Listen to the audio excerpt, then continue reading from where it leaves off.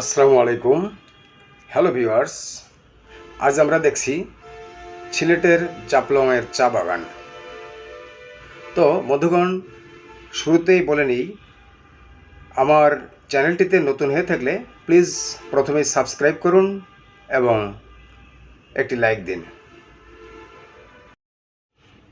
1838 সালে সিলেট ও কাছাড়ে পরীক্ষামূলকভাবে চা উৎপাদন শুরু হয়। ভারতবর্ষে আসামের লখিমপুরে, সিলেট ও কাছাড় জেলায় চায়ের উৎপাদন ব্যাপকভাবে বৃদ্ধি পায়।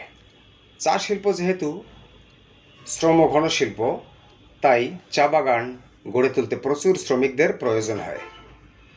পাহাড়ি জঙ্গল পরিষ্কার করা, রাস্তাঘাট নির্মাণ, গৃহ নির্মাণ করা প্রাথমিক কাজ। পাটের পরই চা হচ্ছে বাংলাদেশের সবচেয়ে বড় রপ্তানিকারী ফসল।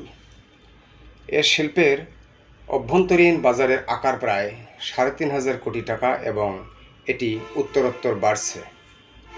জিডিপিতে অবদান এখনও ২% নিচে হলেও অর্থনীতিতে উল্লেখযোগ্য অবদান রাখছে শ্রমঘন এ শিল্প।